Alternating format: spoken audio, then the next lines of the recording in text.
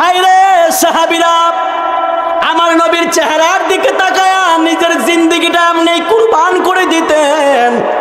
তালহা বলে, ইয়া রাসূলুল্লাহ, ইয়া হাবিবাল্লাহ, নবী গো, যখন আজরাইল আসবে আমার জান কবজ করার জন্য, আমি তো আর সাধারণ কোনো জায়গায় নই, আমি তো আমার রহমতুল লিল আলামিনের কল মুবারকের মধ্যে।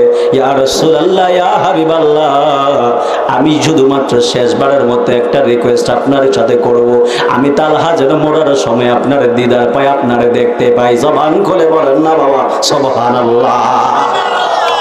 আমার নবী ডাক দিয়ে বলে, রে তালহা, তুমি আমার এত বেশি মহব্বত করো, এমন ভাবে কথা বলতে বলে দীর্ঘ একটা আলোচনা আমি সংক্ষেপ করে বলি।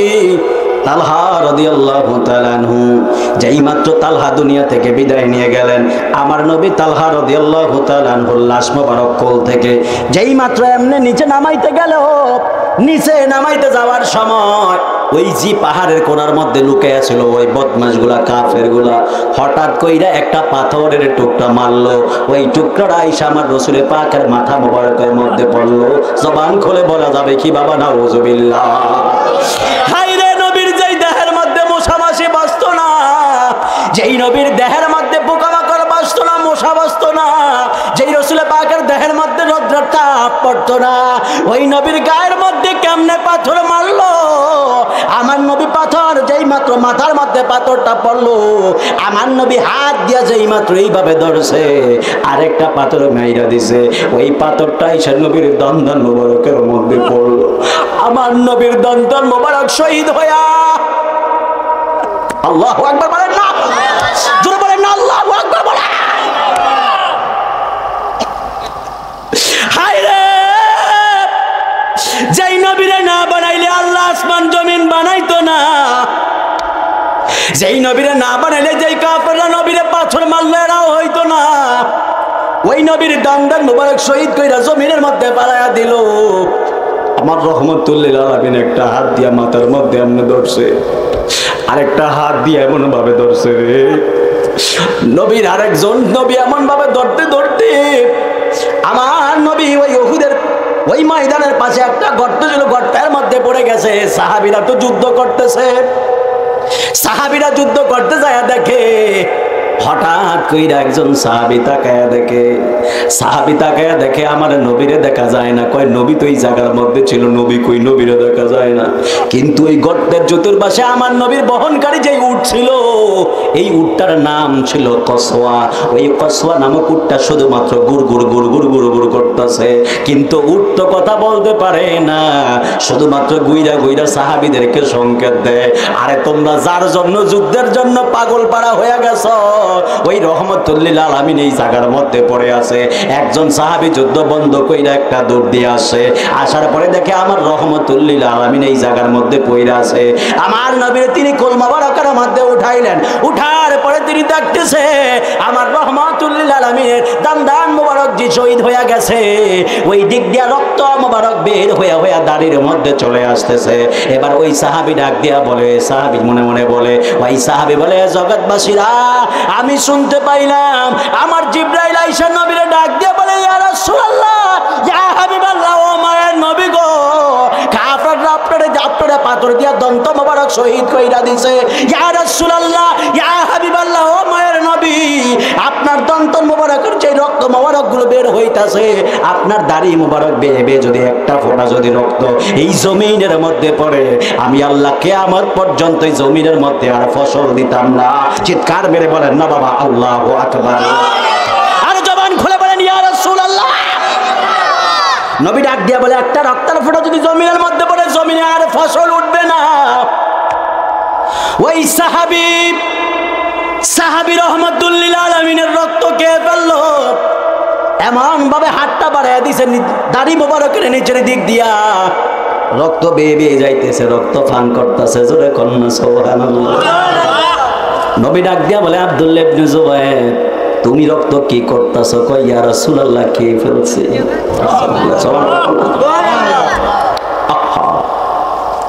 বলে, তুমি কি আমার রক্ত খেয়ে ফেলতেছো? বলে, হ্যাঁ আমি রক্ত খেয়ে ফেলতেছি।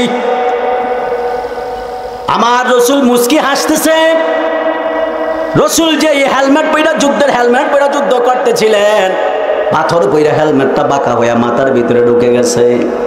সাহাবী হেলমেটটা যেই মাত্র এইভাবে টান দেয়, আমার নবী কয়ে, সাহাবী রে, আমার হেলমেটটা এমন ভাবে টান দিস না, রক্ত বের হইয়া রক্ত একবারে টাইট হইয়া লেগে আছে।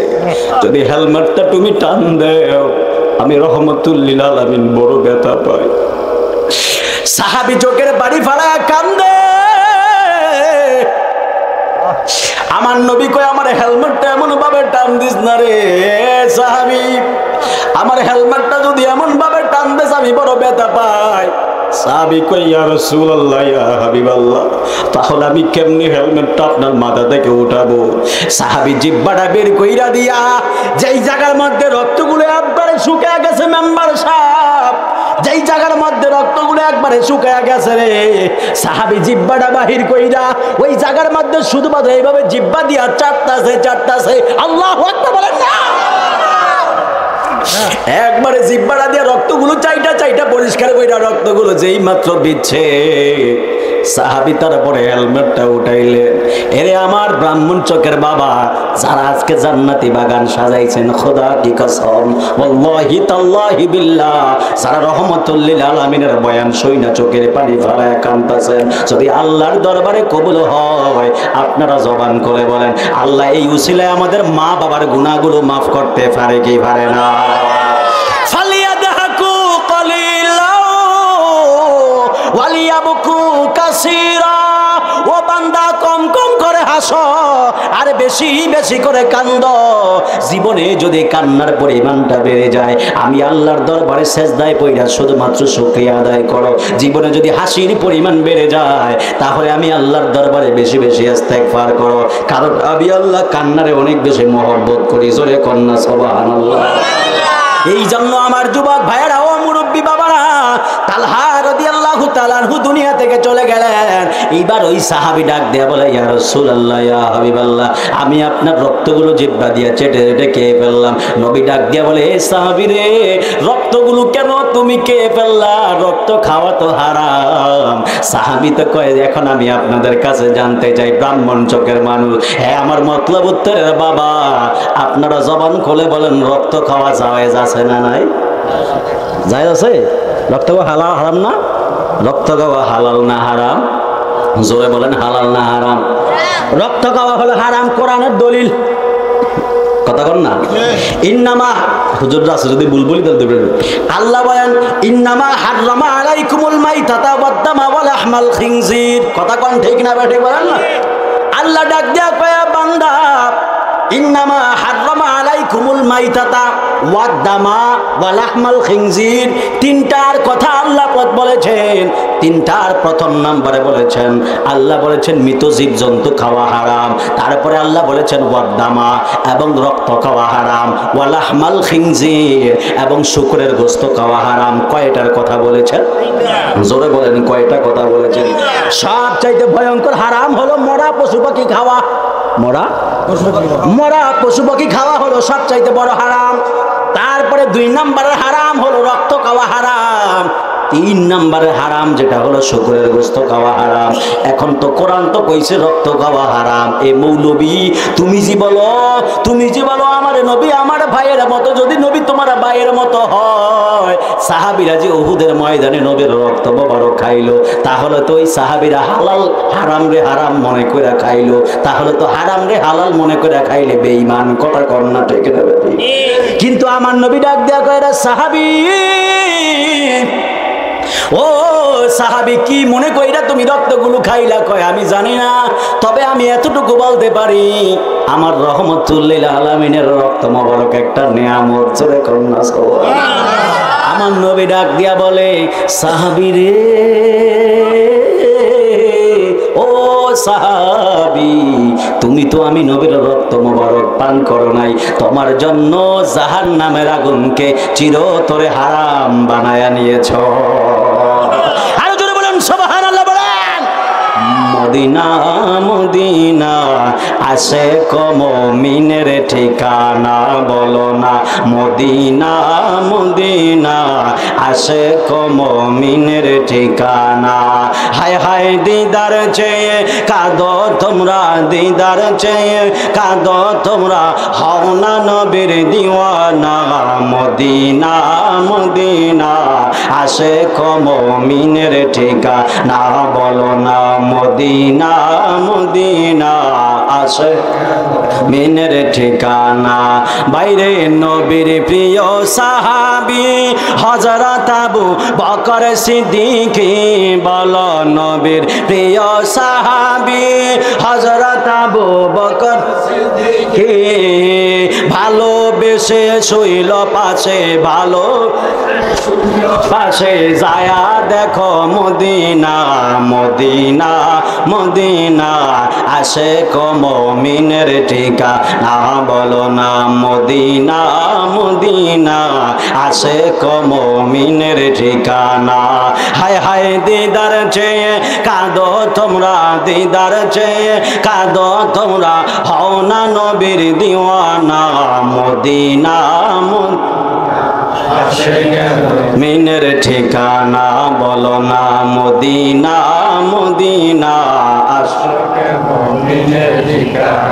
ও ভাইজান জালালউদ্দিন সুয়ুতি ৭৫ বার দেখল নবীজি বলেন জালালউদ্দিন সুয়ুতি ৭৫ বার দেখল নবীজি এতবার দেখিয়াও নবী এতবার দেখিয়া নবী তৃপ্তি তাহার মিটল না মদিনা মদিনা আশেক মুমিনের ঠিকানা বলো না মদিনা মদিনা আশেক মুমিনের ঠিকানা হায় হায় দিদার চেয়ে কাঁদো তোমরা দিদার চেয়ে কাঁদো তোমরা হও না নবীর দিওয়ানা মদিনা মদিনা আশেক মুমিনের ঠিকানা বলো না মদিনা মদিনা আশেক মুমিনের ঠিকানা আমাকে আমার মালিক হুজুর ফোন দিয়েছিল আমার ওস্তাদ যে হাদিসে কারিমাটা আমি তেলাওয়াত করেছিলাম এটা মালিক হুজুর আমাকে দরজ দিয়েছেন বলছেন বাবা এটা তুই পড় তোর কাজে লাগবে মারহাবা কন্যা ওই হাদিসটা আজকে শোনাবো আপনাদেরকে মালিক হুজুর আমাকে ফোন দিয়েছিল যে রিয়াজুল তোমার 15 তারিখে খালি আছে কিনা আজকে আমার প্রোগ্রাম ছিল ফরিদগঞ্জ চান্দ্রাবাজার তো আমি বলছি হুজুর প্রোগ্রাম আছে তবে আমি ওখানে একটু কথা বলে দেখি ইয়ে করা যায় কিনা যাই হোক আল্লাহ রাসূলের মেহেরবানি ওনারা বলতেছে হুজুর প্রোগ্রামটা আমরা 15 তারিখ থেকে একটু আগাইতে চাচ্ছি আপনি কি বলেন আমি বলতে ভালো হয় পরে 8 তারিখ কইরাইছি মারহাবা কন্যা তো আজকে আবার আরেকটা টিপ আছে ওটা আবার গজারিয়া ওই যে গুয়া গাছে কয় না এটা শেষ করে আবার এটা ধরুন ইনশাআল্লাহ দোয়া কইরেন তো এই দোয়াটি কেন আমরা আবুল কাসেম রেজবির মারহাবা কন্যা কারণ সত্য কথা কইতে কোনো ডর আছে নাকি ডর আছে যখন তোমার কেউ ছিল না তখন ছিলাম আমি এখন তোমার সব হয়ে আছে পরে হয়েছে আমি তা আমি চাই না যখন আমার সব হয়েছে আমার আবুল কাসেম রেজবি যেন আমাকে এটা বলতে না পারে এখন তোর সব হয়েছে পর হয়েছে আমি এটা যেন আমার কইতে না পারে এই জন্য আমি ওইটা বাদ দিয়ে বলছি আগে এটা যদি পরে ওটা 10টার দিকে ধরতে পারলে পারুম আর দেরি হইলে মাফ চাই কানো ধরে যাই হোক সর্বোপরি তো কাসেম ভাই আমার ফোন দিয়েছিল যে রিয়াজুল ফ্রি আছো কিনা আমি বলছি হ্যাঁ ভাই ফ্রি আছি যাই আসছি আপনাদের দোয়া আলহামদুলিল্লাহ সবকিছুই আমার আবুল কাসেম রেজবি যেমন আমি আসছি অনেক মুরিদরা কইছিল হুজুর আমি একটা জিনিস দেখছি কি আমি দেখছিলাম হুজুর আমনের মুখের মধ্যে থুতু দিছিল মিন্টু ভাই আসেনি এখানে ওই যে মিন্টু ভাইদের দিকে একটা মাহফিলে গেছিলাম আমি 2018 সালে কার জন্য হাসান নাকি জানো না ওদের মাহফিল হাসান কই এই তো আছে মারহাবা কোন মারহাবা তো এখন মাহফিলে যাওয়ার পরে আসলে সব মানুষ তো আমরা তো মারহাবা কোন এই মানে এই ফেসগুলো আমার খুব পরিচিত হয়তো একটু ডিস্টেন্স ব্যস্ততার কারণে খুব দেখা হয় না মতলব উত্তর মানুষের সাথে হয়তো মাহফিলে দৌড়াদৌড়ি এমনিও যাওয়া হয় না দুইবারই দরবারে যাওয়ার ইনভাইট ছিল এবার যাইতে পারি নাই ইন্ডিয়া থেকে আসছি মাহফিল কইরা আইসা তারপরে রওনা দিয়েছিলাম তো প্রতি একটু সমস্যার কারণে পরে আর যাওয়া হয়নি গেছিলাম অনেক দূরই গেছিলাম পরে আবার ফেরত চলে আসছি যাই হোক তারপরে আল্লাহ পাক আবাল কবুল করেছেন এই মানুষগুলোর সাথে আল্লাহ আবার দেখা হওয়ার তৌফিক দিয়েছেন আমারও বেশ ভালো লাগতেছে আপনাদের কেমন লাগে সর্বোপরি বাজান যেটা বলবো এই মতলব উত্তরের জন্য আল্লামা আবুল কাসেম রিজভী রাদিয়াল্লাহু তাআলা আল্লাহর একটা বিশেষ নিয়ামত ছিল, এখনো আছে, কথা কোন ঠিক না বেঠিক? এবং আজকে আপনারা ধন্য, হুজুর কেবলার যোগ্য উত্তরসূরি এই মাহফিলে এসেছেন, এটা আপনাদের জন্য বড় খুশনসিব, বড় খুশনসিব। কারণ রাসূল বলেছেন, কোন জমিন দিয়ে যদি আল্লাহর ওলিগণ হক্কানি আলেম উলামা যদি হেঁটে যায়, ওই কদমের উসিলায় আল্লাহ পাক কবরের আযাব 40 দিন পর্যন্ত মাফ করে দেয়। আর একটু আস্তে বলেন সুবহানাল্লাহ। কারা কারা ঘুমাইছেন একটু হাত তোলেন। আছেন কেউ? আছেন? তাহলে কারা কারা ঘুমান না একটু হাতটা দিলে দেখান তো। নারায়ে তাকবীর, নারায়ে রিসালাত, আহলে সুন্নাত ওয়াল জামাত, নূরে মদিনা দরবার শরীফ, মারহাবা কোন। তো বাজান, যেটাই আমার পুরানো অভ্যাস, যখন তেলাওয়াত টান দিব মাঝে মাঝে সুবহানাল্লাহ, আলহামদুলিল্লাহ, ইয়া রাসূলুল্লাহ বলবেন। রাজি আছেন তো ইনশাআল্লাহ? মনে অনেক জ্বালা, জ্বালাগুলো আজকে বলবো ইনশাআল্লাহ। কারণ আশিক আর মাসুক না হইলে প্রেমটা জমে না, কথা কন না ঠিক না বেঠিক? ফলাডি না আনছে আবার কি স্টাইল একটা আনছে, আমার বড় মরা ধরা, আমি আবার হাতটা করে আপনি কষ্ট করে আমি আবার হাতটা উঠে বেশি লাগি তো ফলা ভাই মানুষ আমার কোন সময়টা উল্টে ফেললে আবার দোষ ধরেন না আবার। একটু আল্লাহু আকবার বলেন, আরো জোরে বলেন আল্লাহু আকবার। হায়াতের মালিক কে? রিজিকের মালিক কে? আমাদের সুখের মালিক কে? দুঃখের মালিক কে? হালাল খাওয়ার মালিক কে? হারাম খাওয়ার মালিক কে? হারাম খাওয়ার মালিক আল্লাহই তো খাওয়ায়, তুই আল্লাহর মালিক না কেউ উপায় নাই। যাই হোক, সদা সর্বদা হালাল খাওয়ার দরকার আছে না নাই? আরো জোরে বলেন আছে না নাই? এই জন্য সব সময় সদা সর্বদা হালাল খাবেন, দুরূদ শরীফ বেশি বেশি পড়বেন। আমার হুজুর কেবলা বলে মুরাকাবা মুশাহাদা করার জন্য বলে না, বেশি বেশি করবেন, আল্লাহ যেন কবুল করে। পড়েন আমিন। আরো জোরে বলেন আমিন। আল্লাহু আকবার ওয়ালিল্লাহিল হামদু। বিসমিল্লাহির রাহমানির রহিম।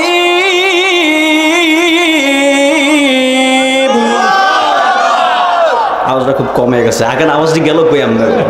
আগে তো আওয়াজ দিয়ে আমার পুরো পাগল করে দিতেন, সব বলা পাই না ছিলাম। আরো জোরে কোন আল্লাহু আকবার বলেন জোরে। আমি দেখুন অন্য আজকে প্রেমের এসকোটা কেমন, কষ্ট হইব নি আপনাদের? ওয়ামা খালাকতুল জিন্না ওয়াল ইনসা ইল্লা লিয়াবুদুন।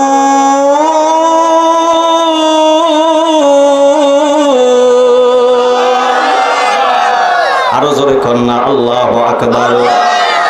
আমার মতলব উত্তরের বাবারা, আমার মতলব উত্তরের ব্রাহ্মণ চোখের যুবক ভাইরা, মুরব্বী বাবারা, ও পর্দার আলের মা বোনেরা, আমার আল্লাহ আমাদেরকে বললেন, বান্দা আমার প্রত্যেকটা জিনিস সৃষ্টির পিছনে লুকায়িত একটা কারণ থাকবে।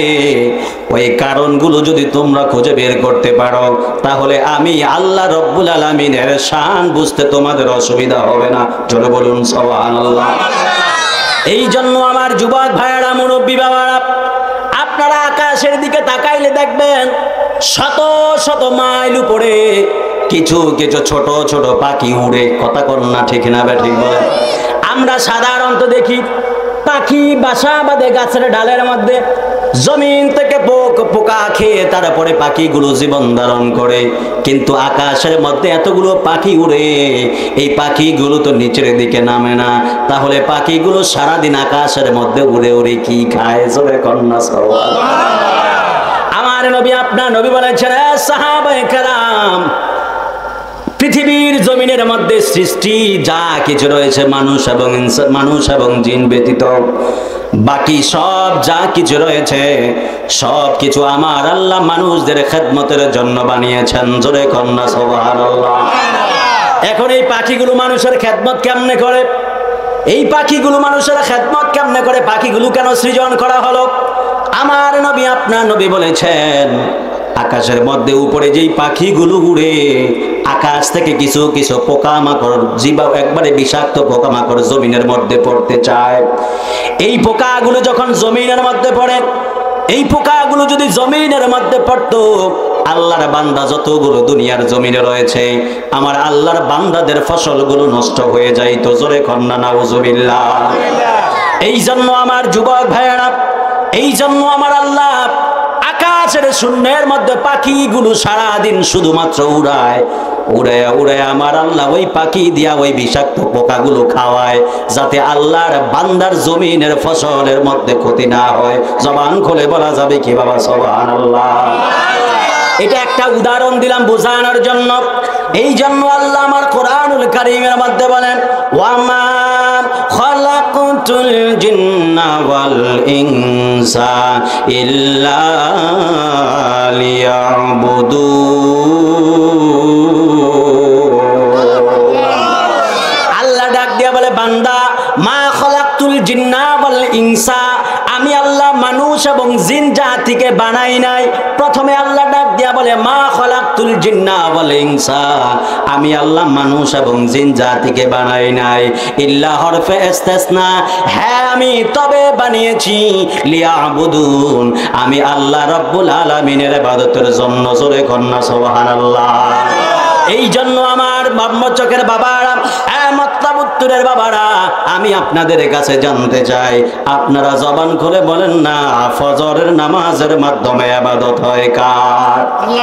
যোহরের মাধ্যমে ইবাদত হয় কার? আসর মাগরিব এশারের মাধ্যমে ইবাদত হয় কার? রোজা সদকা হজ যাকাত যা কিছুই করেন না কেন ইবাদত হয় কার? আরামের গুণকে হারাম করে দিয়ে যে আপনারা আজকে মাহফিলের মধ্যে বসে আছেন, আপনারা জবান খুলে বলেন না, এই মাহফিলে বসার মাধ্যমে ইবাদত হলো কার? সব কিছুর মাধ্যমে যদি আল্লাহর ইবাদত হয়, আল্লাহর ইবাদত হয়ে যাওয়ার পরে যদি আমরা আল্লাহরে প্রশ্ন করি, আল্লাহ আপনি বলেছেন আপনার ইবাদতের জন্য আমাদেরকে বানাইলেন, আমরা তো আপনার ইবাদত করতেছি, আল্লাহ এই ইবাদতের বদৌলতে কি আপনি কি দিবেননি?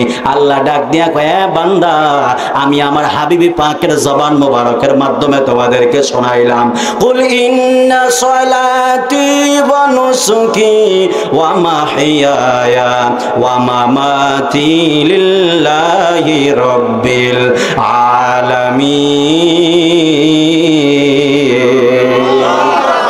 আল্লাহ ডাক দিয়া বলে, ইয়া রাসূলুল্লাহ, ইয়া হাবিবাল্লাহ, আপনি বলেন, ইন্না সলাতি ওয়া নুসুকি ওয়া মাহইয়ায়া ওয়া মামাতি লিল্লাহি রাব্বিল আলামিন। আপনি আপনার উম্মতদেরকে জানিয়ে দেন, আমাদের নামাজ, আমার রোজা, আমার হজ, আমার যাকাত, আমার কুরবানি, আমার জীবন, আমার মরণ পৃথিবীর অন্য কোনো মানুষের জন্য নয়, লিল্লাহি রাব্বিল আলামিন।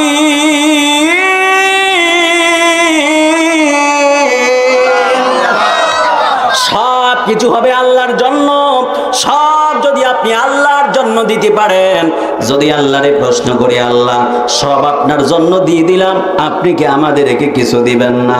আল্লাহ ডাক দেয়া কয়ে, বান্দা, আমি আল্লাহ আরে যদি তোমরা একবার ডাকো, আমি আল্লাহ তোমাদের ডাকে সাড়া দিই 70 বার। জোরে কন্যা সুবহানাল্লাহ। এখন যদি আল্লাহরে কষ্ট হইতেছে না আপনাদের, আমি জাস্ট ভূমিকাটা একটু বোঝানোর চেষ্টা করতেছি, তারপরে আমি আলোচনার দিকে যাব। আল্লাহরে যদি বলি, আল্লাহ না তো আপনারে ডাকি, আল্লাহ আল্লাহ বইলা আপনি আমাদেরকে কেমনে ডাকেন? আল্লাহ ডাক দিয়ে কয়, বান্দা, ফাযকুরুনি আযকুরুকুম, আমি আল্লাহকে ডাকো, আমি আল্লাহ তোমাদের ডাকে সাড়া দিব। যদি প্রশ্ন করি, আল্লাহ আপনাকে তো আমরা ডাকি আল্লাহ আল্লাহ বইলা, আপনি কি আমাদেরকে নাম দইরা দইরা ডাক দেননি? আল্লাহ কয়, না না বান্দা, আমি আল্লাহ তোমাদের নাম ধরে ধরে ডাক দেই না। ও আল্লাহ, তাহলে আপনি আমাদেরকে কেমনে স্মরণ করেন, কেমনে ডাকেন? আল্লাহ ডাক দিয়ে কয়, আযকুরুকুম আইবির রহমাতি আইবিল মাগফিরাতি, আমি আল্লাহ তোমাদের উপর রহমত নাজিল করি আর তোমাদের গুনাহগুলো মাফ কইরা দিয়া আমি আল্লাহ তোমাদেরকে স্মরণ করি। জোরে কন্না সুবহানাল্লাহ। আরে হাত তুলে বলেন সুবহানাল্লাহ বলেন।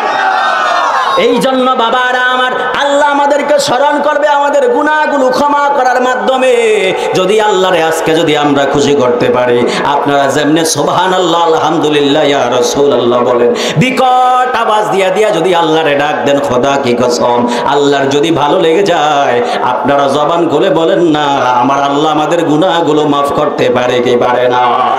হে আমার আশিকিন জাকিরিন মুহিব্বিন বাবা আজিরা রে,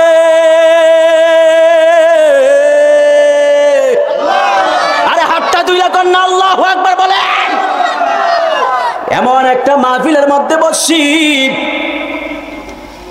আমার মহান মুর্শিদ কেবলা মুজাদ্দিদে জামান আবুল কাসেম রেজভী এমন মানুষ ছিলেন, শুধুমাত্র আল্লাহর ওলি ছিলেন না, একজন মুজতাহিদ, একজন মুফতি আজম। মুফতি আজম বুঝেননি?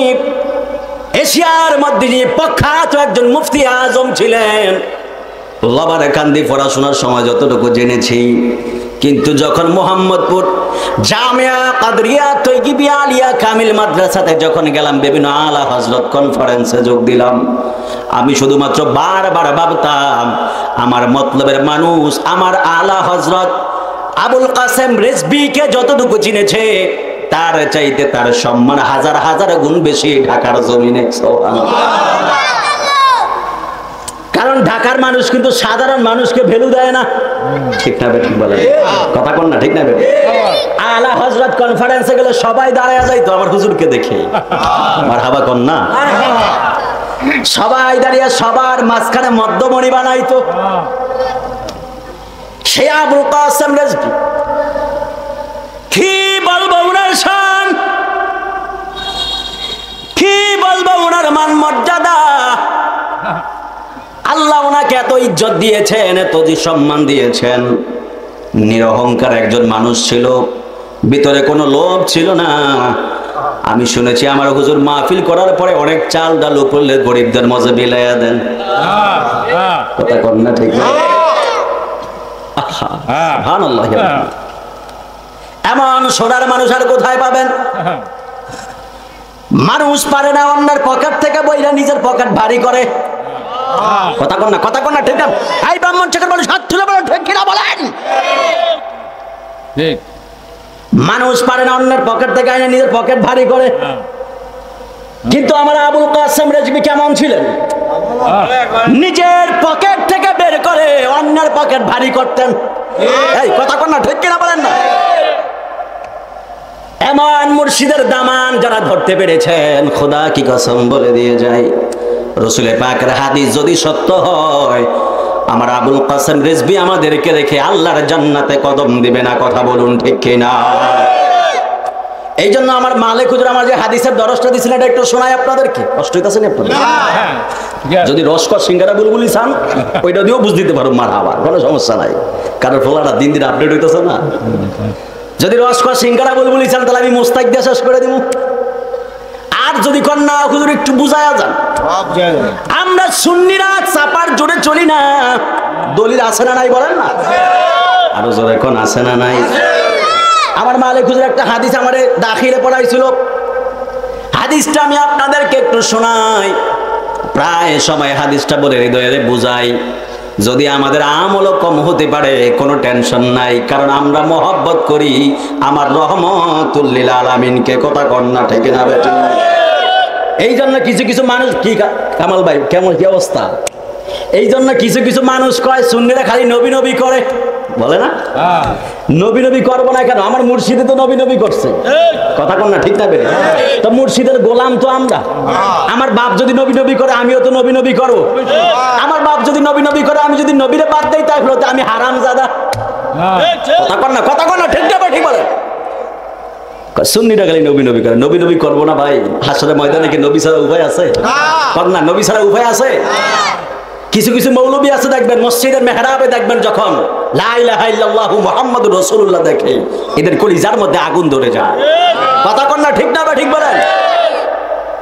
আমরা সেই ঘুমটা পড়া সাহেবদেরকে বলতে চাই, মসজিদের মেহরাবে লা ইলাহা ইল্লাল্লাহ মুহাম্মাদুর রাসূলুল্লাহ থাকবে, আজানে আছে, কালেমায় আছে, তাশাহুদে আছে, একামতে আছে, জান্নাতের গাইতে গাইতে আছে, জান্নাতি হুরদের চোখের মনির মধ্যে আছে, আল্লাহর আরশে আজিমের মধ্যে আছে, আমাদের হৃদয়ে আছে, আমাদের মুখে আছে, জবানে আছে, থাকবে, আছে, কিয়ামত পর্যন্ত থাকবে।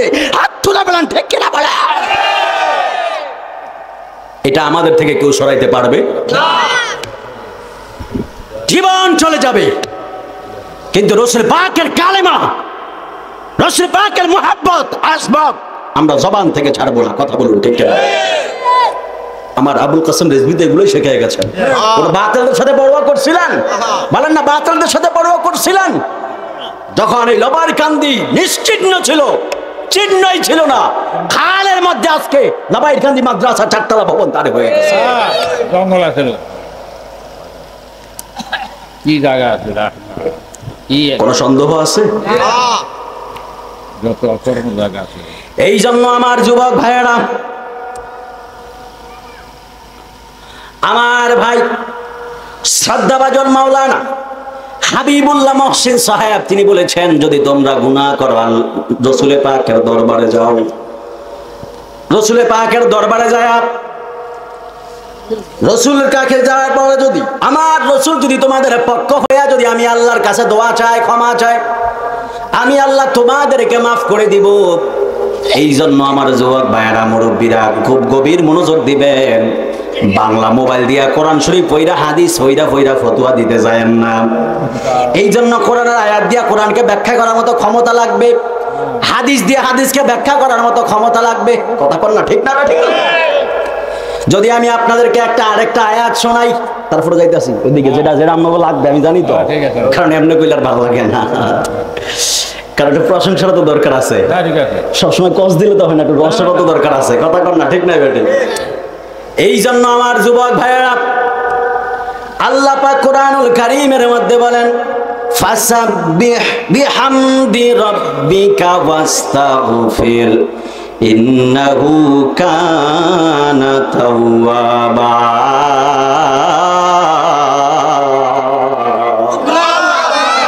আল্লাহ বলে ফাসাব্বিহ বিহামদি রাব্বিকা ওয়াস্তাগফির। ইয়া রাসূলুল্লাহ, ইয়া হাবিবাল্লাহ, আপনি আল্লাহর প্রশংসা করেন, আল্লাহর প্রশংসা করার পরে আল্লাহর কাছে ইস্তেগফার করেন না। এই জন্য আমার যুবক ভাইরা যারা বাংলা মোবাইল কোরআন শরীফ দেখে পড়ো, একটু বুঝা নাও। আল্লাহ বলছে, ইয়া রাসূলুল্লাহ, আপনি আমি আল্লাহর প্রশংসা করেন, তারপরে আমি আল্লাহর কাছে ক্ষমা প্রার্থনা করেন। আমি আপনাদের কাছে জানতে চাই, এই গুনার জন্য মাপ চাইবে তিনি জিনার গুনাহ আছে। কথা কর না, ঠিক না বেঠি? জিনার গুনাহ আছে, উনি তো গুনাহ মাফ চাইবে, ক্ষমা চাইবে। কিন্তু আমার রাসূলকে তো আল্লাহ বলেছে, ইয়া রাসূলুল্লাহ, ইয়া হাবিবাল্লাহ, আপনি আমার কাছে ক্ষমা চান। এখন যদি আপনি প্রশ্ন করেন, রসুলকে তো আল্লাহ ক্ষমা চাইতে বলেছেন, তার মানে রসুল গুনাহগার। জবান খুলে বলা যাবে কি বাবা? নাউযুবিল্লাহ। রসুলের কোনো গুনাহ নাই। যদি কেউ বিশ্বাস করে একটা মুহূর্তের জন্য রসুল গুনাহগার ছিলেন, তাহলে ঈমান চলে যাবে। কথা কর না, ঠিক যাবে? তাহলে কেমনে বুঝবেন আল্লাহ কেন রসুলকে বলেছেন ক্ষমা চাওয়ার জন্য? এই আয়াত দিয়া, ওই আয়াত দিয়া ব্যাখ্যা করবেন।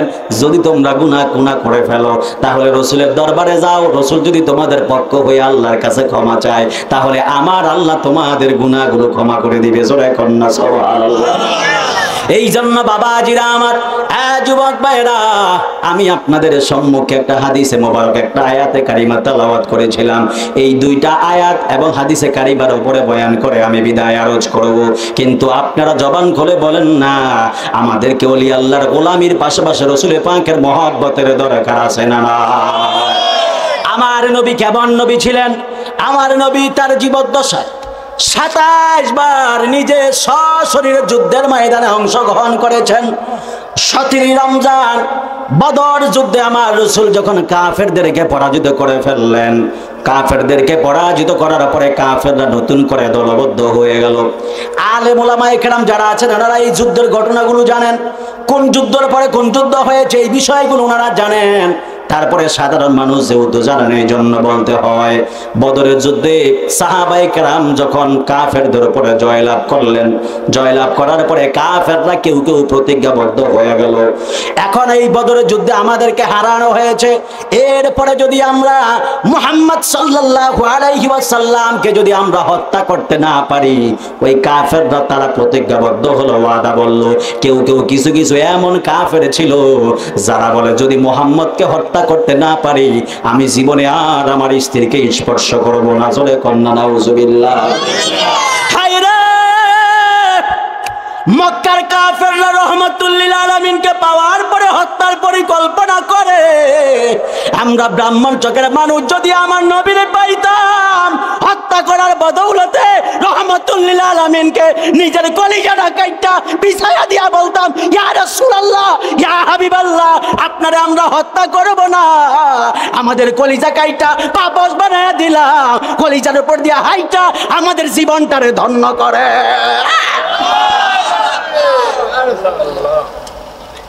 মক্কার মানুষ আমার রাহমাতুল লিল আলামিনকে পাইলো, নবীরে পাওয়ার পরে নবীরে ইজ্জত দিতে জানে নাই, নবীরে মূল্য বুঝতে পারে নাই। কিছু খাই না জোয়ান ফুলাই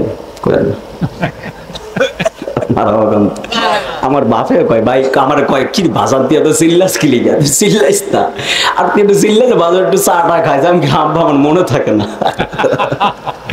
আসলেই মনে থাকে না। ওই দিন শরীয়তপুর 2.5 ঘন্টা জোর করে 2.5 ঘন্টা বয়ান করাইছে। তো যাই হোক করছি আমরা দোয়া এবং আমার আবুল কাশেম হুজুরের দোয়া। কেন বলি জানেন?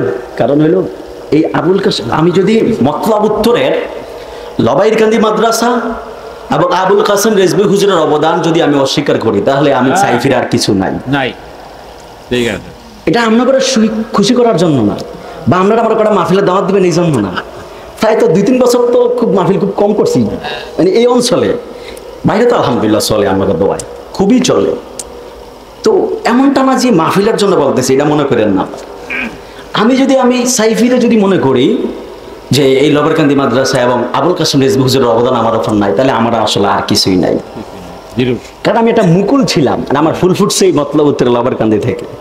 মারহাবা কর না, আর জোরে কর না মারহাবা বলে।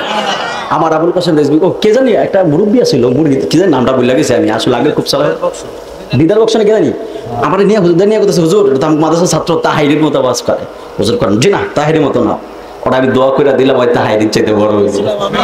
কামাল ভাই ছিল, আপনি গজল গাইছেন, হুজুরে 500 টাকা দিয়ে আপনারা বলছে তোমার আমি দোয়া করে দিলাম, আপনি টাকা নিতে চান নাই, বলছে টাকা না দোয়া দিলাম তোমারে, আল্লাহ তোমাকে দেখবে। কামাল ভাই ছিল, চোখের পানি ফেলে দোয়া করছে। শীতমার বদলতে মারহাবা চলতেছে, মারহাবা কর না। এই জন্য আমার যুবক ভাইয়েরা মাঝে মাঝে ডানে বামে যাই, দীর্ঘ সময় ভালোবাসা আবার বোরিং ফিল করে অনেক সময়। কথা কন না, ঠিক না বেটি? ভালোবাসার মাঝে মাঝে একটু ঝগড়াও লাগতে হয়, তাহলে আবার ভালোবাসাটা মজবুত হয়, জমে। ওই যে কয় জমে, বুঝে না? প্লেয়ার না রি, অলরাউন্ডার তো কই দাইছো না রি। এই জন্য আমার যুবক ভাইয়েরা, মক্কার কিছু কিছু কাফেররা প্ল্যান করলো, যদি মুহাম্মদকে যদি আমরা হত্যা করতে না পারি, জীবনে স্ত্রী স্পর্শ করব না। আবার কেউ কেউ এমন ভাবে ওয়াদাবদ্ধ হয়ে গেল, যদি মুহাম্মদকে যদি আমরা হত্যা করতে না পারি, জীবনে আর কোনোদিন গোসল করতাম না, গায়ে তেল লাগাইতাম না। জোরে কর না নাউজুবিল্লাহ। ছাগলের পাগলামি বুদ্ধি। এমন ভাবে বদরের যুদ্ধে পরাজিত হবার পরে তারপরে যে যুদ্ধটা ছিল সেটা হলো উহুদের যুদ্ধ। কোন যুদ্ধ বুঝছেন? যুদ্ধের সিরিয়াল বুঝছেন? মুসলমান হিসেবে ইতিহাস জানতে হবে। আজকে জুমায় আমি মুসলমানদের ইতিহাস বলছিলাম, আমার মুসলিমরা হুজুর জীবনে এই কথা শুনি নাই। আচ্ছা, আপনারা কি এটা জানেন ওসমান রাদিয়াল্লাহু তাআলা ওনাকে যখন শহীদ করা ছিল, উনি কিন্তু এমনি স্বাভাবিকভাবে মরে নাই। ওনাকে যখন শহীদ করা হয়েছিল, শহীদ করার পরে ওসমান রাদিয়াল্লাহু তাআলা লাশ মোবারক যে ফোড়া দিতে চাইছিল, এটা আপনারা জানেন? জানেন না তো? খালি জানবেন কোনটা? 5 বছর সৌদি আরব থাইকা এমন হাতটা দিতেইব, এমন হাত উঠাইতেইব, ফির মানা শারেক, মাজার যে জিয়ারত করুন শারেক, তারাবি 8 রাকাত, বিলাত কিয়াম বেদাত, খালি এইটাই জানবেন। আর ইসলামের কোনো খোঁজ খবরই নেই। আপনারা কি এটা জানেন ওমর রাদিয়াল্লাহু তাআলা আনহু কিভাবে দুনিয়া থেকে বিদায় নিয়েছেন? জানেন এগুলা? ওমর রাদিয়াল্লাহু তাআলা আনহুকে ফজরের সময় ওনার নিজ দেহরক্ষী তরবারি দিয়ে পেটটা পর্যন্ত ছিদ্র করে দিয়েছেন, যাকে উনি সেনাপতি দেহরক্ষী হিসেবে রেখেছেন। ওনার পেটটা ছিদ্র করে দিচ্ছে। উনি দুধ খেলে দুধ পেট দিয়ে বের হয়ে যেত, পানি খেলে পেট দিয়ে বের হয়ে যেত। ইতিহাস জানেন আপনারা? খালি আইসে মিলাদ কেন বেদাত সুন্নিরা এগুলা করে, খালি এগুলা বেড়া। যতনে রতন চিনে, ভ্রমণে চিনে মধু, মূর্খ কিছু বাঙালি আছে চিনে কাঁচা মরিচ আর কদু। কথা কন না, ঠিক না? ঠিক বলেন? কষ্ট নিতেছেন তো? আমি মানুষটাই, আমি পরিবর্তন লাগে আমার, না আগের মতো। এই জন্য আমার যুবক ভাইয়েরা, নিজের মানুষ দেখে আর কি এমনি কই কষ্ট নিতেছেন আপনারা? এটাই আমার ধর্ম। আমি লাল চক্করে খুব কম ভয় পাই। এই যে কয়েকদিন আগে আমরা রোহিতর পর আমার মাহফিল বন্ধ করে দিচ্ছে। প্রধান বক্তা ছিলাম আমি আর একজন তাজুল ইসলাম ছাত্রদিন চেঙ্গারসরের, উনি আসেন, মাহফিল বন্ধ করে দিচ্ছে। তো কি হয়েছে ভাই? একদিক দিয়ে রিজিক বন্ধ হইলে আরেক দিক দিয়ে আইয়ে, কথা কর না, ঠিক না? ঠিক বলেন? কি যে মামলারি মারি 15,000 করে, বেড়া তোরা খালি মাহফিল বন্ধ করতে পারো, আমি তো খালি 10, 12, 15 করে মারতাছি। মারহাবা কর না, টেনশন করি না। তারপর খুব আফসোস লাগছে এই মাহফিলটা বন্ধ করে দিল, আমি নাকি ভণ্ড। আচ্ছা, আমি কি ভণ্ডামিটা করছি ভাই? আমি কি কোনোদিন নাচছি? আমার কোনো ভিডিও আছে যে আমি নাচছি, গান গাইছি? কোনো ভিডিও নাই, তারপরে নাকি আমি ভণ্ড। ওই শরীয়তপুর বেটার পোস্টার করছে, স্লোগান দিছে, মিছিল দিছে, এই ভণ্ড এই শরীয়তপুরে আসতে পারবে না। নরসিংহপুর কি যেন একটা এলাকা শরীয়তপুরে আসতে পারবে না, তাই মাহফিলটা বন্ধ করে দিছে। এই সিলেটে পরশুদিন, সিলেটে আমি মুফতি নিয়ামতুল্লাহ আল কাদরি, আহসানুল্লাহ নেসারি, তিনজন ছিলাম ইনভাইটেড। তিনজন মধ্যে ওই দুইজন যাইতে পারবে, আমি যেতে পারবো না। আমি নাকি ভণ্ড? কেন? কয়েকদিন আগে যখন মাজার ভাঙ্গা শুরু হয়েছিল, এই মাজার নিয়ে মাজারের পক্ষ হয়ে আমি যখন ওদের বাস দেওয়া শুরু করছিলাম, এই এখন থেকে আমি বালানা অনলাইনে প্রচার শুরু হয়ে গেছে আমি নাকি মাজার পূজারি। আমরা মাজার পূজাই না, আমরা মাজার জিয়ারতকারী। কথা কর না, ঠিক না বেঠিক বলেন? আমরা মাজার পূজা করি না, আমরা মাজার, কথা কর না, মাজার জিয়ারত করি। আমরা মাজার পূজা করি না, মাজার জিয়ারত করি। আমার ভাই হাবিবুল্লাহ ভাই এই বিষয়ে খুব কঠোর আলোচনা করেছেন, মনে রাখবেন। বুঝছো বুঝলেন? এখন ভাবিলে কি, আচ্ছা ইনশাল্লাহ আমার হুজুর কালাম সরকার। ও এখানে ভাই আসলে আল্লাহর ওলি কিন্তু কাউকে ভুলে না, আমার হওয়া কারণে। হঠাৎ করে একদিন আমি আমার মেসেঞ্জারে দেখি আল্লামা আতাউল মুস্তাফা রিজভী হুজুর কাবলা, বর্তমান গদিনীশীল হুজুর কাবলা, আমাকে হঠাৎ করে কল দিছে। কি রে ভাই, হুজুর আমার কল দিল হঠাৎ করে, ফোন দেখে দিচ্ছে, রিয়াজুল কি অবস্থা তোমার? অনেকদিন যাবত দেখি না, কত সাক্ষাৎ হয় না, দেখি না তো অনেকদিন। তাই কইছে হুজুর আল্লাহ যদি কবুল করে দেখা হবে। ঠিক কয়েকদিন পরেই মাহফিলটার জন্য ফোন হয়েছিল। আসলে আল্লাহর ওলিদের কারামত এগুলো নসিব লাগে বুঝতে, কথা বল না, ঠিক না বেঠিক বলেন? তো যেটা বলছিলাম, একটা জিনিস মনে রাখবেন, মাজারে সেজদা দিলেই কিন্তু সেরেক হয় না, সেজদা দিলেই সেরেক হয় না, এটা মনে করেন না। আর ফালে কোনো মুফতি আমার সামনে বসান, আলহামদুলিল্লাহ হ্যাডাম ছাড়া কথা বলি না। মাজারে সেজদা দিলেই সেরেক হয় না। মাজারে সেজদা দিলে কখন সেরেক হয় জানেন? যখন আপনি ওই ব্যক্তিকে আল্লাহর সমকক্ষ মনে করবেন। যদি আল্লাহর সমকক্ষ মনে করে যদি সেজদা দেন তাহলে সেরেক হবে। আর যদি মনে করেন না আমি ওনাকে আল্লাহ মনে করি না, তাজিবে সেজদা দেই, তখন এটা হারাম হবে। তখন এটা কি হবে? হারাম হবে। ডাইরেক্ট এত কাফের ফতুয়াটা এত সহজ না। কাফের কাউকে কাফের বলা এত সহজ বিষয় না, খালি কথায় কথায় কাফের কইয়া না। আর হ্যাডাম যদি কেউ থাকে তাহলে আসো ভাই বুঝো, আমার বুঝাই দাও, আমিও তোমার বুঝাই পারলে। এজন্য সেজদা দিলে সেরেক হয় না। যে সিজদা দিব ওনাকে জিজ্ঞেস করবেন কেন সেজদা দিচ্ছেন? আল্লাহ মনে করি না, যদি কয় হ্যাঁ তাহলে সেরেক। আর যদি কয় না আমি আল্লাহ মনে করে সেজদা দিই, তাহলে কেন দিচ্ছেন? তাআজ্জুমি সেজদা দিছি, তাহলে হারাম। তাহলে কি বুঝছেন? ওয়াজ বুঝেনি আপনারা? বুঝছেন? আমার হুজুর কাছে একটু জিকির করাইতে, একটু জিকির করবেন তো বিদায় বেলা ইনশাআল্লাহ, একটু বিদায় বেলা জিকির করবেন ইনশাআল্লাহ। এই জন্য আমার যুবক ভাইয়ারা, মক্কার কাফেররা প্ল্যান শুরু করে দিল আমার নবীকে হত্যা করার জন্য। দ্বিতীয় যে যুদ্ধটা ছিল ওই যুদ্ধের নাম হলো উহুদের যুদ্ধ। উহুদের ময়দানে আমার রহমাতুল্লিল আলামিন সাহাবায়ে কেরামদেরকে নিয়ে যুদ্ধ করতে চলে গেলেন। যুদ্ধ করতে করতে করতে করতে এক পর্যায়ে আমার রহমাতুল্লিল আলামিন তিনি নিজেও যুদ্ধ করতেছেন, সাহাবায়ে কেরামও যুদ্ধ করতেছেন। যুদ্ধ করার এক পর্যায়ে যুদ্ধ করতে করতে সাহাবায়ে কেরাম আমার নবীর থেকে একটু দূরে সরে গেছেন। দূরে সরে যাবার পরে সাহাবায়ে কেরামও যুদ্ধ শুরু করে দিছে, আমার নবীও যুদ্ধ করা শুরু করে দিছে। যুদ্ধ করতে করতে করতে করতে এক পর্যায়ে নবীর একজন সাহাবী ছিল যার নাম ছিল হযরতে তালহা। জোরে কন্যা সুবহানাল্লাহ। নবীর সাহাবী হযরতে তালহা রাদিয়াল্লাহু তাআলা আনহু, তিনি দেখলেন নসরমার রাসূল যুদ্ধ চালিয়ে যাচ্ছেন। ওই উহুদের পাহাড়ের চিপা থেকে কিছু কিছু কাফের আমার নবীর দিকে একটা তীর দইরা রাখছে। এই তীরটা আমার নবীর দেহ মোবারকের মারবে। জবান খুলে বলা যাবে কি বাবা? নাউজুবিল্লাহ। আমার নবীর দেহ মোবারকের মধ্যে মারবে। তালহা রাদিয়াল্লাহু তাআলা এই দৃশ্য দেখার পরে তিনি যুদ্ধ বন্ধ করে একটা দৌড় দিলেন। দৌড় দেওয়ার পরে আমার নবীর গিয়ে জড়ায়া ধরলেন। আমার রহমাতুল্লিল আলামিন ডাক দিয়া বলে, তালহা যুদ্ধ বন্ধ কইরা কেন তুমি আমার কাছে এসেছো? আসার পরে হঠাৎ করে কেন আমারে জড়ায়া ধরলা? তালহা রাদিয়াল্লাহু তাআলা আনহু তিনি ডাক দিয়া বললেন, ইয়া রাসূলুল্লাহ, ইয়া হাবিবাল্লাহ, আপনি ওই দিকে তাকায় দেখেন না, কাফেররা আপনাকে তীর মারার জন্য কেমন ভাবে তীর তাক করে রাখছে। আমার তালহা যেই মাত্র এই কথাটা বলল, এই কথাটা বলার পরে কাফেররা তীরটা চাইরা দিছে। তীরটা তালহার বুকের মধ্যে ঢুকে একবারে কলিজাটা ছিদ্র হয়ে গেছে। জবান খুলে বলা যাবে কি বাবা? আল্লাহু আকবার। হায় রে, তালহার বুকের মধ্যে যখন তীরটা ঢুকে গেল,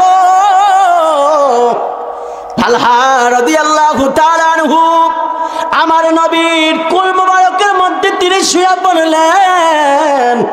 নবী ডাক দিয়ে বলে, রে তালহা, ও তালহা, তোমার তীরটা তো বুকের মধ্যে ঢুকে গেছে, তীরটা তো বুকের মধ্যে ঢুইকা কলিজাটা একবারে ছিদ্র হয়ে গেছে। তালহা রাদিয়াল্লাহু তাআলা আনহু বললেন, ইয়া রাসূলুল্লাহ, ইয়া হাবিবাল্লাহ, কোনো সমস্যা নাই, কোনো সমস্যা নাই। যখন তালহা রাদিয়াল্লাহু তাআলা আনহু তিনি আবার দেখলেন আরেক জায়গা থেকে আরেকটা তীর মারতেছে, তালহা রাদিয়াল্লাহু তাআলা আনহু তিনি আবার দাঁড়ায় গেলেন। দাঁড়ায় যেই মাত্র দাঁড়াইছে আরেকটা তীর আইসা তার দেহের মধ্যে ঢুকে গেল। এমন ভাবে কয়েকটা তীর ঢুকার পরে তালহা রাদিয়াল্লাহু তাআলা আনহু তিনি জমিনের মধ্যে পড়ে গেলেন। আমার রহমাতুল লিল আলামিন তালহা রাদিয়াল্লাহু তাআলা আনহুর মাথাটা কোলের মধ্যে নিয়া, কোল মুবারকের মধ্যে নিয়া আমার নবী তালহার মাথায় হাত বুলাইতেছে, তালহা, এই তালহা রে, আমারে বাঁচানোর জন্য তীরের আঘাত কইলা। তালহা বলে, ইয়া রাসূলুল্লাহ, ইয়া হাবিবাল্লাহ, ইয়া রাসূলুল্লাহ, আমার বুকের মধ্যে যেই তীরটা ঢুকছে এই তীরটা আমার কলিজার মধ্যে একবারে ঢুকে গেছে। এই কথা বলার পরে তিনি চোখের পানি ফেলায় কান্দে। আমার রহমাতুল লিল আলামিন ডাক দিয়ে বলে, তালহা রে, তুমি কি ব্যথার যন্ত্রণা চোখের পানি ফেলায় কান্না করো কিনা?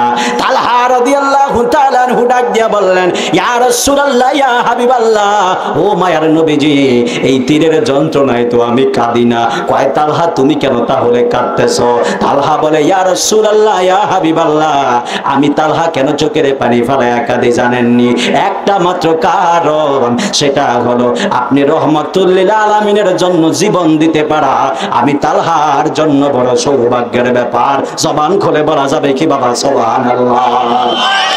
তালহা রে, আমার নবী ডাক দিয়ে বলে, রে তালহা, ও তালহা, তীরের আঘাতটা যেমনই লাগুক না কেন, তালহা, মরণের যন্ত্রণাটা বড় ভয়ঙ্কর।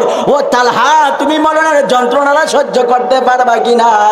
তালহা রাদিয়াল্লাহু তাআলা আনহু ডাক দিয়ে বললেন, ইয়া রাসূলুল্লাহ, ইয়া হাবিবাল্লাহ, আপনি কেমনে আমার এই কথাটা বললেন? ইয়া রাসূলুল্লাহ, মরণের যন্ত্রণা আমি জানি অনেক কঠিন, কিন্তু আমি তালহার মরণের যন্ত্রণা নিয়ে আমি তালহা ভয় পাই না। আমার রহমাতুল লিল আলামিন ডাক দিয়ে বলে, ওরে তালহা, কেন তুমি মরণে ভয় পাও না? তালহা বলে, ইয়া রাসূলুল্লাহ, ইয়া হাবিবাল্লাহ, ও মায়ার নবী গো, আমি কেন মরণে ভয় পাবো? নবী ডাক দিয়া বলে, সাহাবীরা, মরণের যন্ত্রণাটা কেমন হবে জানোনি?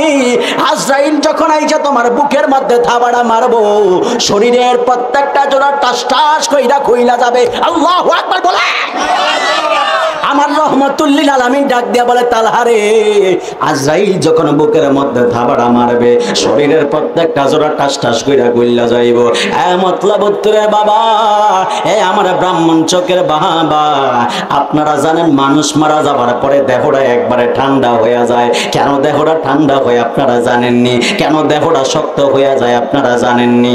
মরার পরে দেহটা কেন শক্ত হয়ে যায়? মরার পরে দেহটা কেন ঠান্ডা হয়ে যায়? কারণ কি, কারণ কি জানেননি?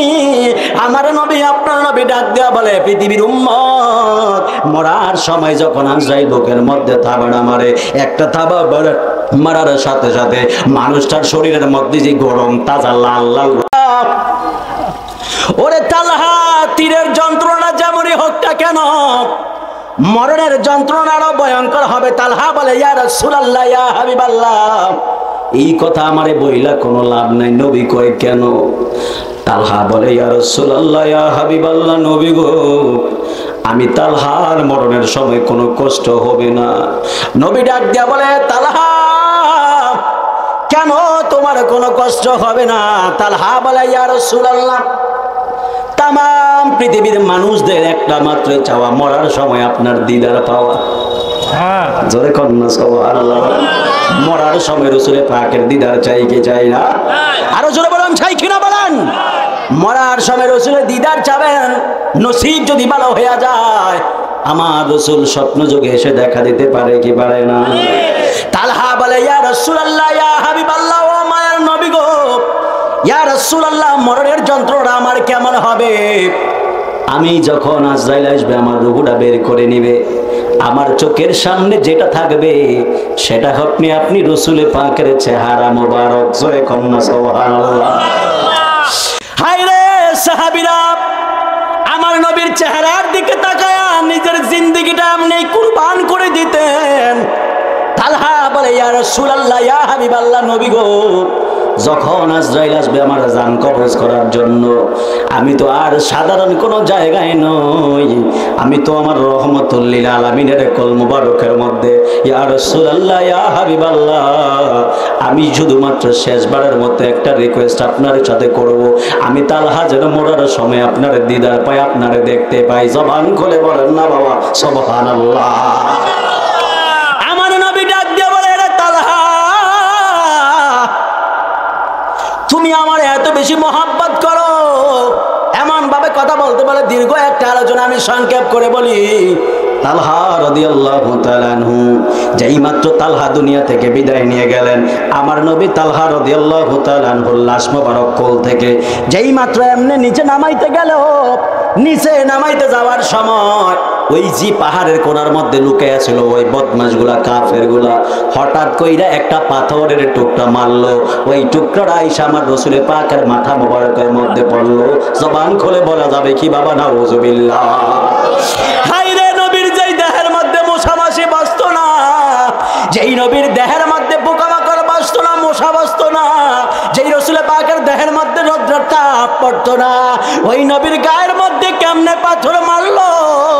আমার নবী পাথর যেই মাত্র মাথার মধ্যে পাথরটা পড়লো, আমার নবী হাত দিয়া যেই মাত্র এইভাবে ধরছে, আরেকটা পাথর মাইরা দিছে। ওই পাথরটা এসে নবীর দন্দন মোবারকের মধ্যে পড়লো। আমার নবীর দন্দন মোবারক শহীদ হইয়া, আল্লাহু আকবার বলেন না, জোরে বলেন না, আল্লাহু আকবার বলেন। হায়রে, যেই নবীরে না বানাইলে আল্লাহ আসমান জমিন বানাইতো না,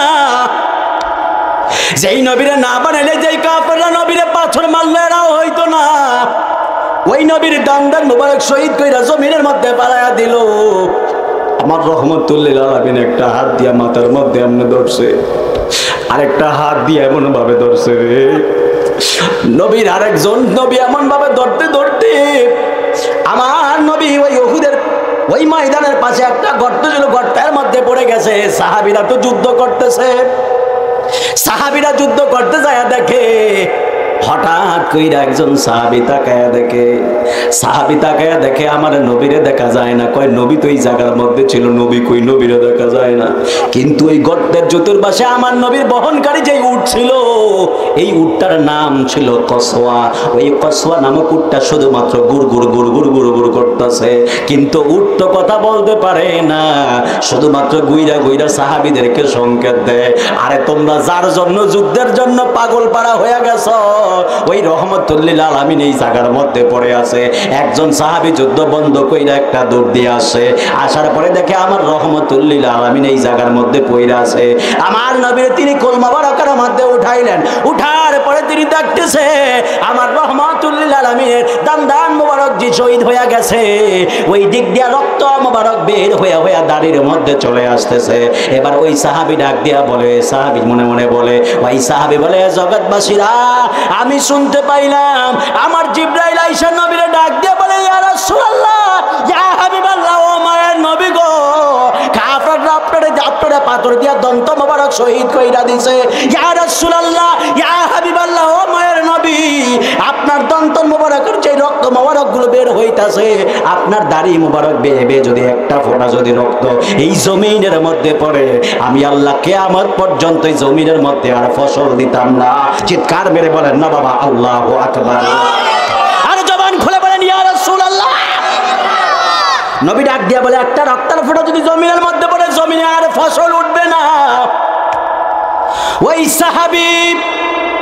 সাহাবী রহমতুল লিল আলামিনের রক্ত কে ফেললো, এমন ভাবে হাতটা বাড়াইয়া দিছে দাড়ি মোবারকের নিচের দিক দিয়া, রক্ত বেয়ে বেয়ে যাইতেছে, রক্ত ফান করতেছে। জোরে কন্যা সুবহানাল্লাহ। নবী ডাক দিয়া বলে, আব্দুল্লাহ ইবনে জুবায়ের, তুমি রক্ত কি করতেছো? কই ইয়া রাসূলুল্লাহ কে ফেলছে।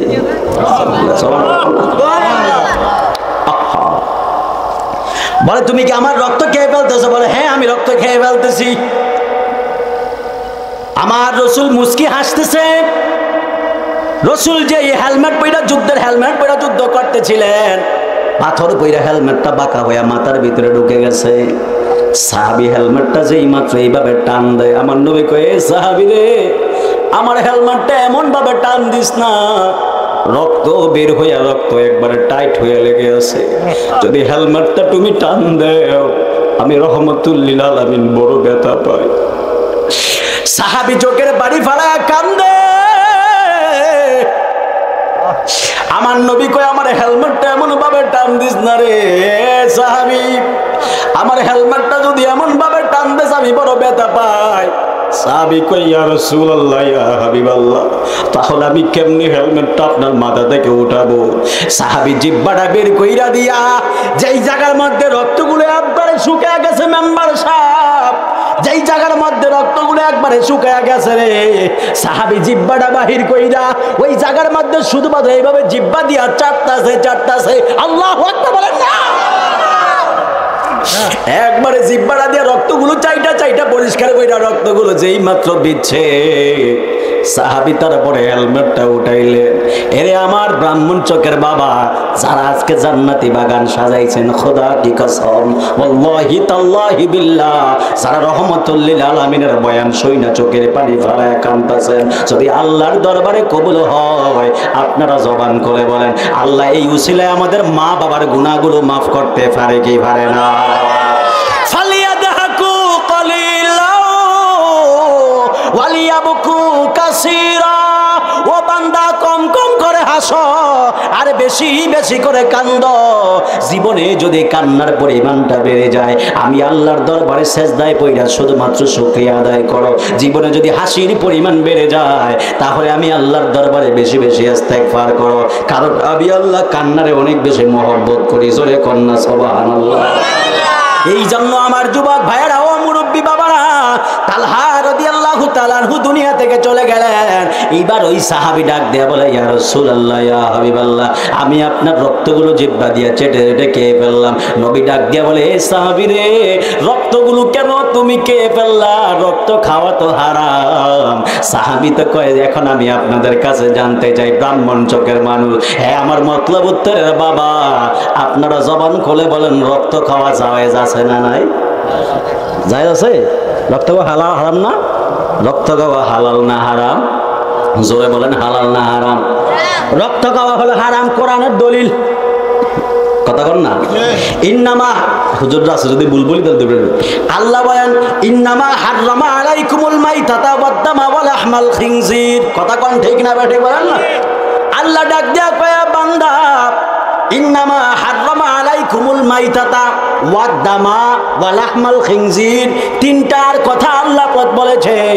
তিনটার প্রথম নম্বরে বলেছেন, আল্লাহ বলেছেন মৃত জীবজন্তু খাওয়া হারাম। তারপরে আল্লাহ বলেছেন ওয়াদ-দামা, এবং রক্ত খাওয়া হারাম, ওয়া লাহমাল খিনজির, এবং শুকরের গোশত খাওয়া হারাম। কয়টার কথা বলেছেন? জোরে বলেন, কয়টা কথা বলেছেন? সবচাইতে ভয়ঙ্কর হারাম হলো মরা পশু পাখি খাওয়া। মরা পশু পাখি খাওয়া হলো সবচাইতে বড় হারাম। তারপরে 2 নম্বরের হারাম হলো রক্ত খাওয়া হারাম।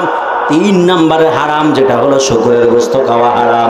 এখন তো কোরআন তো কইছে রক্ত খাওয়া হারাম। এ মৌলবী, তুমি জি বলো আমার নবী আমার ভাইয়ের মতো, যদি নবী তোমার ভাইয়ের মতো হয়, সাহাবীরা যে উহুদের ময়দানে নবীর রক্ত মোবারক খাইলো, তাহলে তো ওই সাহাবীরা হারাম রে হারাম মনে করে খাইলো, তাহলে তো হারাম রে হালাল মনে করে খাইলে বেঈমান। কথা কর না ঠিক না? কিন্তু আমার নবী ডাক দেয়া কয়, সাহাবী, ও সাহাবী, কি মনে কইরা তুমি রক্তগুলো খাইলা? কয়, আমি জানি না, তবে আমি এতটুকু বলতে পারি, আমার রহমতুল লিল আলামিনের রক্ত মোবারক একটা নিয়ামত। জোরে কন্যা সুবহানাল্লাহ। আমার নবী ডাক দিয়া বলে, সাহাবী রে, ও সাহাবী, তুমি তো আমি নবীর রক্ত মোবারক পান করো নাই, তোমার জন্য জাহান্নামের আগুনকে চিরতরে হারাম বানায়া নিয়েছ। আরো জোরে বলেন সুবহানাল্লাহ বলেন। মদিনা মদিনা আশিক মুমিনের ঠিকানা বলো না মদিনা মদিনা আশিক মুমিনের ঠিকানা হায় হায় দিদার চেয়ে কাঁদো তোমরা দিদার চেয়ে কাঁদো তোমরা হও না নবীর দিওয়ানা মদিনা মদিনা আশিক মুমিনের ঠিকানা বলো না মদিনা মদিনা আশিক মুমিনের ঠিকানা বাইরে নবীর প্রিয় সাহাবী হযরত আবু বকর সিদ্দিক বলো নবীর প্রিয় সাহাবী হযরত আবু বকর সিদ্দিক ভালোবেসে শুইল পাশে ভালো পাশে যায়া দেখো মদিনা মদিনা মদিনা আশিক মুমিনের ঠিকানা বলো না মদিনা মদিনা আশিক মুমিনের ঠিকানা হায় হায় দিদার চেয়ে কাঁদো তোমরা দিদার চেয়ে কাঁদো তোমরা হও না নবীর দিওয়ানা মদিনা মিনের ঠিকানা বলো না মদিনা মদিনা ও ভাইজান জালালউদ্দিন সুয়ুতি ৭৫ বার দেখল নবীজি বলেন জালালউদ্দিন সুয়ুতি ৭৫ বার দেখল নবীজি এতবার দেখিয়াও নবী এতবার নবী তৃপ্তি তাহার মিটল না মদিনা মদিনা আশিক মুমিনের ঠিকানা বলো না মদিনা মদিনা আশিক মুমিনের ঠিকানা হায় হায় দিদার চেয়ে কাঁদো তোমরা দিদার চেয়ে কাঁদো তোমরা হও না নবীর দিওয়ানা মদিনা মদিনা আশিক মুমিনের ঠিকানা বলো না মদিনা মদিনা আশিক মুমিনের ঠিকানা একটা জবান বন্ধ রাখবেন না চিৎকার মেরে বলেন না বাবা ইয়া রাসূলুল্লাহ দুই হাত তুলে বলেন ইয়া রাসূলুল্লাহ সেই রাসূল পাকের মহব্বত আমরা চাই কি চাই না বলেন সেই রাসূল পাকের শান আর আজমতকে রক্ষা করতে যদি আরেকটা জীবন দেওয়া ডাক আছে আমরা সেই যুদ্ধে অংশগ্রহণ করতে চাই কি চাই না বলেন যদি একটা ডাক আসে আমার রাসূল পাকের জন্য আজমতকে রক্ষা করতে আমার আতাউল মুস্তাফা রেজবি আল কদরি যদি ডাক দেয় আমার বর্তমানে আশেক যারা আছো মুস্তাফার আজমতকে রক্ষা করতে জীবন দিতে হবে আমরা ব্রাহ্মণ চকের মতনপুত্রের মানুষ সবার আগে চালিয়ে যাবো কথা বলেন ঠিক কিনা বলেন যদি এই ঈমান আর বিশ্বাস যদি রাখতে পারেন তাহলে রাসূলের কদমে সিলেক্টেড হয়ে যাবেন মারহাবা কোন আরো জোরে কোন না মারহাবা গজল কি খুব বেশি গাইছি বাজান গজল টজল গাই না কারণ খুব কমই গাই কারণ এগুলো গাইলে আবার দোষ হয় কয় গজলটা গাই পুরো ওয়াজটা শেষ করছে এজন্য গাই না কয়টাটা বাজছে না কটা বাজে হ্যাঁ 10টা আইনালিল্লাহ 10টা বেজে গেছে আমার তো ওইটা ধরতেই ভাই আমার একটু সংকেত দিলি না বুঝলাম না আমার হুজুর একটু কইছে একটু জিকির করতে আমি একটু জিকির করাবো ইনশাআল্লাহ জিকিরটা করে আমি দৌড় দিব আবার ইনশাআল্লাহ দোয়া করে দেবো রাজি আছেন তো ইনশাআল্লাহ ডাক দিবে নাকি আবার কষ্ট নিয়ে না যদি আল্লাহ নসিবে রাখে আবার ভবিষ্যতে দেখা হবে আসেন একটু মহব্বতে জিকির করি আল্লাহ আল্লাহ আল্লাহ আল্লাহ আল্লাহ আল্লাহ কি আমার কপি না বেড়া অত সময় হয়ে গেছে বুঝলাম আল্লাহ আল্লাহ তোমায় পাইতে কান্দে পাগল মন দাও না দয়াল আমায় দর্শন মাশাআল্লাহ আল্লাহ আল্লাহ আল্লাহ পাইতে কান্দে পাগল মন দাও না দয়াল আমায় দর্শন মাশাআল্লাহ আল্লাহ আল্লাহ আল্লাহ কোন সাধনে পাইবর মুর্শিদ তোমার রঙ্গা দুই চরণ কোন সাধনে পাইবর মুর্শিদ মুর্শিদ তোমার রাঙ্গা দুই চরণ দাও না দয়াল আমায় দোহর সঙ্গন মাশাআল্লাহ আল্লাহ আল্লাহ আল্লাহ আমার বলতে আমি নাই রে তুমি মোর জীবন দয়াল আমার বলতে আমি নাই রে তুমি মোর জীবন মাশাআল্লাহ আল্লাহ আল্লাহ দেখা দিয়া ও গো মুর্শিদ কর জালা নিবারণ দেখা দিয়া ও গো মুর্শিদ কর জালা নিবারণ দাও না দয়াল আমায় দোহর সঙ্গন মাশাআল্লাহ আল্লাহ আল্লাহ আল্লাহ আল্লাহ আপনি জানেন জান গো নবীজি আপনি জোরে জানেন জাহাঙ্গান ও গো নবীজি আপনি জানেন জাহাঙ্গান মাশাআল্লাহ আল্লাহ আল্লাহ নয়নে একবার দেখিলে জোড়াইতাম পরাণ ও গো নবীজি আপনি জানেন জাহাঙ্গান